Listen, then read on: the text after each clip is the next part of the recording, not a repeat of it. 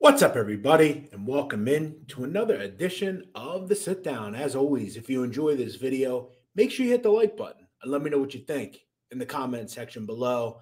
As always, if you're new around here, you haven't done it yet, or you're living under a rock, I don't know what you're waiting for. Hit that subscribe button now so you never miss another sit down video. Today, ladies and gentlemen, we are going to get into another very interesting mafia topic. And it's not often that when we look at the mafia, we talk about the state of New Jersey. Obviously, if you've ever seen The Sopranos, it is immortalized in that show. Things have been taken from history and put on the big screen by people like James Gandolfini, Tony Sirico, and Dominic Chianese. But in the real life version, there have been some interesting stories that would arise. Today, we're going to talk about one of them, the story of an individual who made his way up the ranks and became the boss of the DeCavalcante crime family. He had some interesting connections to some very powerful people. Ultimately, though, his story would end and it would one day be portrayed on the HBO series. The story of Johnny Boy D'Amato next on Sit Down Shorts. John D'Amato was from New Jersey. He had came up on the mean streets of Elizabeth, New Jersey, and he would actually be the protege of longtime boss John the Eagle Riggi. If you know anything about John Riggi, he came up in Elizabeth as well. And for the most part, the DeCavalcante crime family is run through Elizabeth and also Newark. Obviously, if you know anything about Sam the plumber at DeCavalcante, he would come up in that area. And John the Eagle Riggi would, during the 70s and 80s, ascend to the top of the DeCavalcante crime family. Waiting in the wings was his rising star, John D'Amato. Now, D'Amato came up very early and was very successful in construction and labor rackets. He made a lot of money.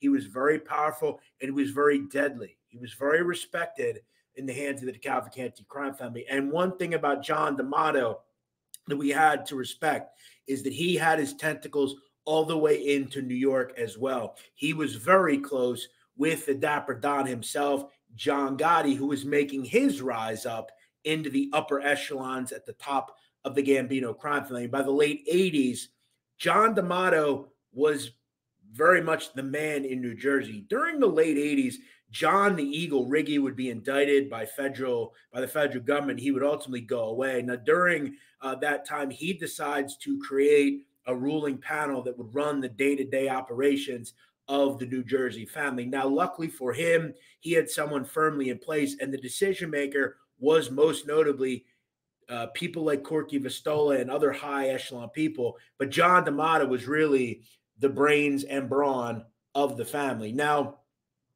interestingly enough, John Gotti was becoming and doing what he did. John D'Amato was so close to John Gotti that he would actually be in attendance for the 1990 wedding of Gotti's son, John Gotti Jr. So there was a lot of connection between the two. And that would become very important because during the time that Riggi would go away, one of the individuals that was part of the ruling panel was this individual, Gaetano Corky Vastola. Now, Vastola and John Gotti Sr. go way back. And throughout the years, it was very well known in mob circles that John Gotti did not like Corky Vastola. He had assumed that back in the 70s when they were in prison, John Gotti was quoted as saying that one day Corky Vastola will become a rat, and they never really saw eye to eye on anything.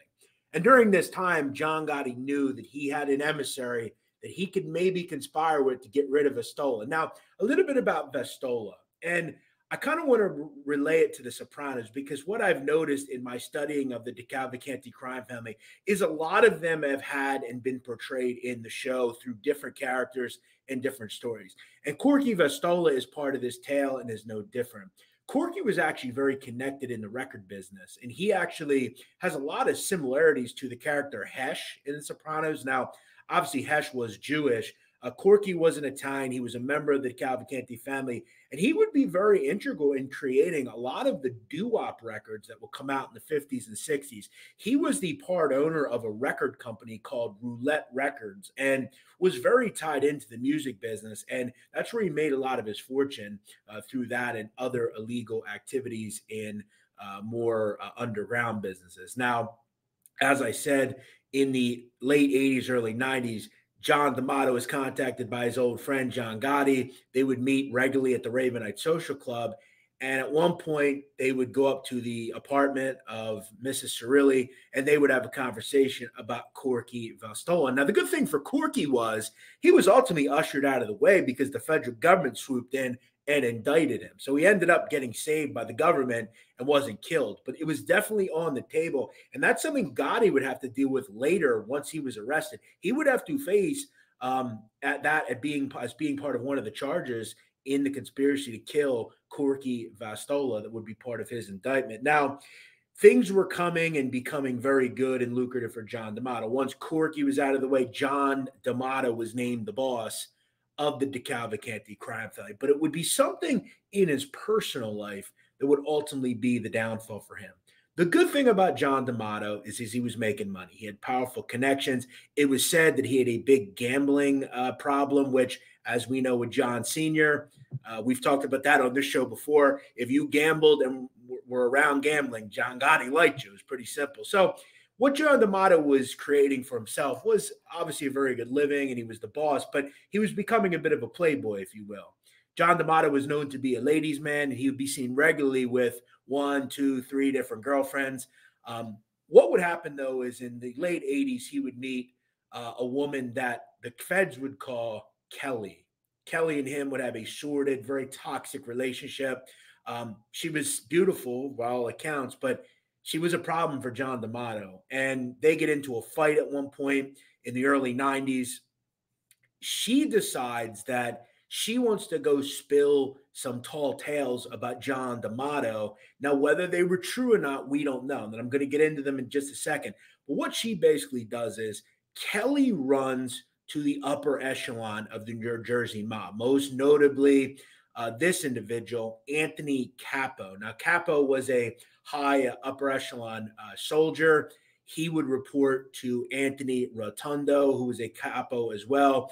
That individual would report to this person, Stefano Vitabile, who was an old school consigliere that lived by Cosa Nostra all the way to the end. Also included was Vinny Ocean Palermo. Now, what Kelly would detail to them was a very crazy, sordid sexual tale that John D'Amato may be a homosexual. She would discuss that her and D'Amato would regularly be involved in the swinger lifestyle and that they would frequent clubs. She had seen him on multiple occasions engaging in sexual behavior with not only other women, but other men, and that he was a homosexual. Now, we don't absolutely have proof of that. It's what Kelly told the DeCavalcante crime family that really made some things go crazy. Now, we would find out what actually happened through Anthony Capo. Capo would ultimately flip years later about this case, and he would detail to the court several very eye-opening things that were said around this time. He would say that Kelly told me directly John and her were going to sex clubs in New York City. They would swap partners, and John was engaging in homosexual activity. Capo would respond, quote, "It shocked me. He couldn't be acting that way. He was the leader of men." And he was. He was the boss of the crime family. He was a powerful individual that was regularly with high-ending people in New York. This could not get out. This would be detrimental very seriously to the DeCavalcante crime family. So Capo relays it to his capo, Rotondo. They indeed then go to the consigliere, Stefano Vitabile, who basically okays it and says, you guys need to do this delicately. He needs to go. Okay, we need to wash this stain away. And they knew that at that point they would, quote, have to sneak him and do it without permission. So in 1992, the upper echelon gives the okay that D'Amato needs to go. So he has to do it quietly, does Capo. He contacts a soldier in the family, an individual named Victor DiChiara. They were friends with D'Amato. They contact John D'Amato and say, hey, let's go to lunch. John says, okay, I'm at Kelly's house in Mill Basin. Pick me up. So Capo and DiChiara pick up John D'Amato. He gets into the car and they pull off. Capo would also tell federal court basically that He got in, sat directly next to Capo in the back seat. As they pulled away, John would, quote, say, "Oh shit." Capo pulls out a gun and shoots him multiple times. On D'Amato, they would find 5 Gs. Now, Capo would also testify that DKR claimed that the 5,000 was his because he would have to get rid of his car due to all the blood that D'Amato had in the back seat. D'Amato's body would never be recovered. Okay, so John D'Amato was out of the way.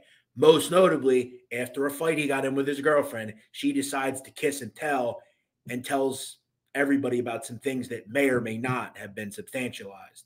Now, we can relay this back to the storyline in Sopranos of this individual, Vito Spatafore. Now, they are all very similar, John D'Amato and Vito. They are both construction tycoons. Now, Vito obviously wasn't a boss, but he had thoughts of maybe one day being a boss if you watch some of the episodes. He also had very powerful connections to New York, did Vito. We know he was very close with his cousin through marriage, Philip Leotardo. He was close with New York. And again, remember, they had very similar stories. Vito was basically a full-on homosexual, whereas John D'Amato may or may not have been bisexual, and we don't have proof of it.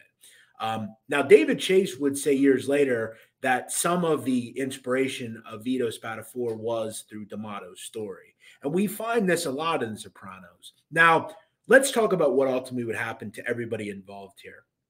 John the Eagle Riggi would end up actually never being found guilty of this crime. He would actually die at home in 2015 at the age of 90. He lived with his in-home nurse in New Jersey, and he would die of old age. Some other people involved. Anthony Rotondo would actually flip and become a government witness, and he is now in the witness protection program as far as I know. The same would be said for Anthony Capo. He would flip and would actually testify at one point in the trial of Gambino heavyweight Joe Watts in the murder of Fred Weiss, and that's where a lot of this stuff would come out. So you have 2 people that would flip. Also flipping would be this individual, Vinny Ocean Palermo. Vinny Ocean, who many believe, and David Chase would also contend that some of the character Tony Soprano is based off Vinny Ocean. Vinny Ocean owned a strip club, and he would actually become a witness as well. He would end up in Houston, Texas, where he would resurface, actually.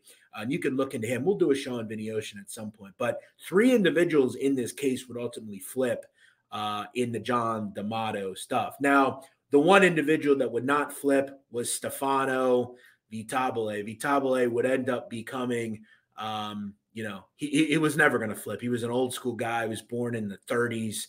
He would take his punishment like a man and would go to prison and get life. He would die in 2020, so just recently.